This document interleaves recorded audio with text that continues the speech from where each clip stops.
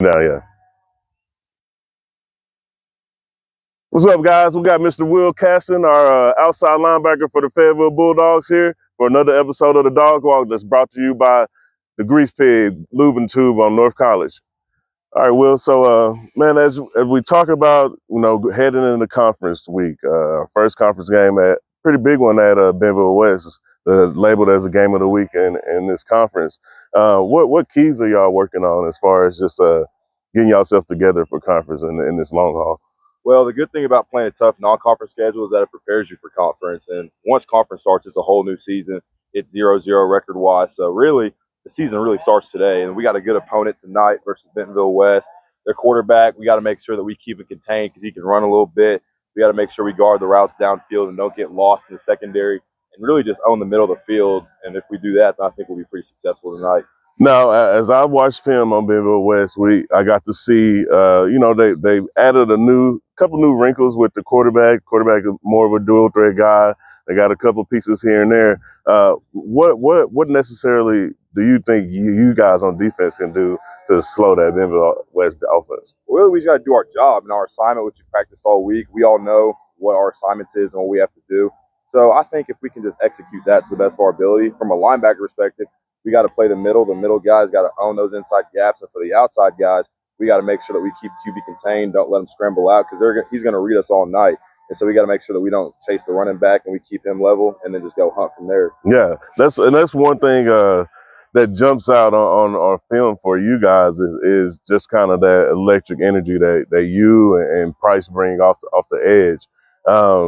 Just kind of talk about just the motivation between you guys. Like, he was that guy, that energy guy on that state championship team a couple years ago that would just come in and spark a big play. And as we saw with you against Cabot, you 2 interceptions in the first half. Darn near took 2 of them back to the house.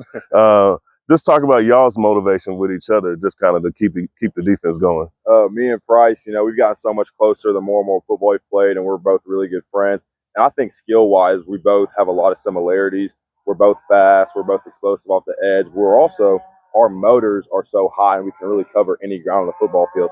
So we have a competition, If I see him make a big play, I'm like, all right, now I got to go get mine, and vice versa. If I do mine, then he wants one. Yeah. But I also think another thing is teams focus. You can't beat both of us. Yeah. So one team's going to guard me, and if they're hammering on me and trying to make sure that I'm covered and contained, then Price is able to get free and get wide open. And then if they're game planning around him, making sure he doesn't disrupt the game, that leaves me wide open, and I'm able to disrupt the game. So we both complement each other really well, and we're both really good friends. Yeah, that's awesome, man. I always every time I see your dad, he's like when my family moved up here in '03, he was like one of the first people that we met in Fayetteville, and just talk about that motivation that you have just from him and his playing days back in the days, and just kind of just different things he helps you with as far as moving on as in your playing career right now. Well, it's obviously really a blessing to have a dad that's gone and played in the SEC and had all the accolades that he's had. So really, anytime that I can pick his brain a little bit and find out,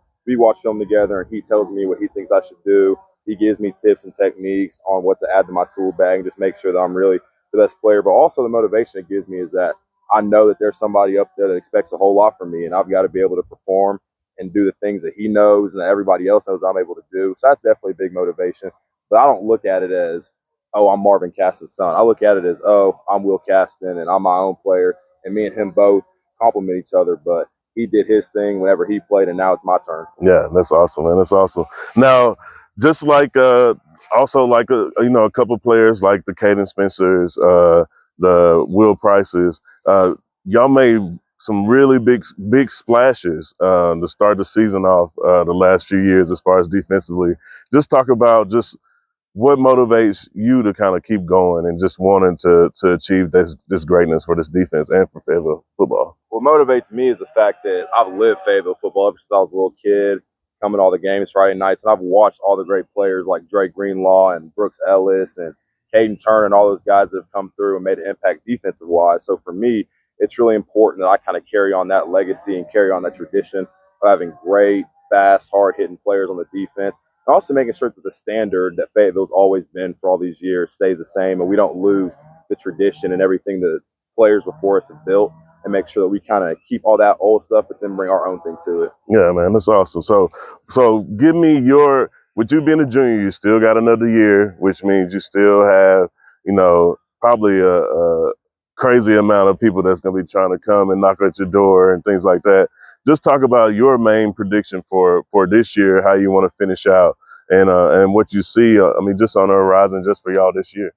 Well, for us, I think a goal that we all have is obviously we want to win state, but a goal that I have and a lot of us have, we want to win conference. Mm-hmm. And we got 7A's tough this year. 7A West is really tough. So I think if we can go through the 7A West and win it, that's a really big accomplishment. That would mean a lot to me.